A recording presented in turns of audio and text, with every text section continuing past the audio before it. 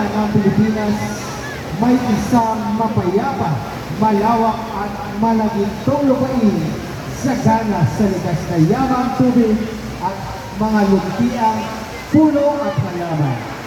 Ito ang isa sa barangay sa Dagupan na may pinakamaraming mamamayang naninirahan sa buong Pangasinan. Noong unang panahon, isa lamang itong bakahan o rancho ng pueblo ng bayan ng Mahaldan.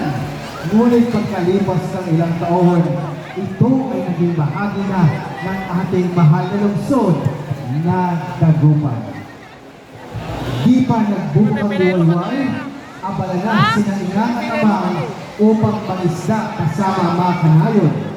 Gamit ang mga tradisyonal na kagamitan gaya ng pongkong, banyera, kalurdur, at kawayan, ang pamilya at magkakabayan Dagupeño ay masigasig na nagsasama-sama at nagtutulungan sa pag-aani ng isda bilang kanilang pangunahing kabuhayan.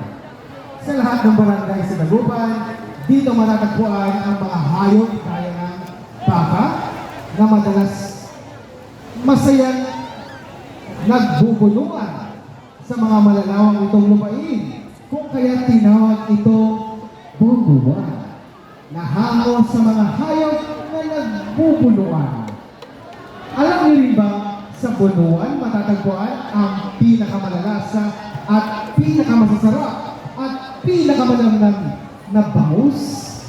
Ito rin ay isang lugar na punong-puno ng pangarap at pag-asa. Umaapaw rito ang pagkakaisa, pagkakaunawaan at pagmamahalan. Ito ang barangay sa Dagupan na nasa puso at isip ang adhikain pambansang kaunlaran. Maraming salamat po sa Santong Patron ng Dagupan na si Juan Evangelista. Ang industriya ng bangus ay patuloy na umunlad at dinadagsa ng mga turista sa loob at labas ng ating bansa. Lalo pa nito pinagpapala at pinagyayabong di lamang ang ating natatanging syudad, kundi pati na rin ang mga taong naninirahan dito.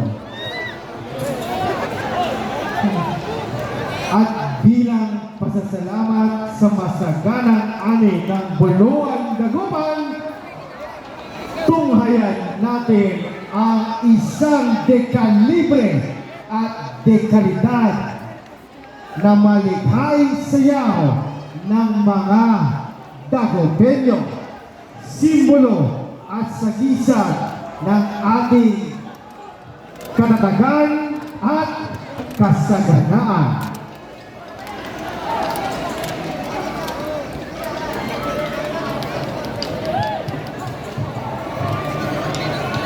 Kabalayan, manbunuan tila, mandagupan tila, gilang-gilang na!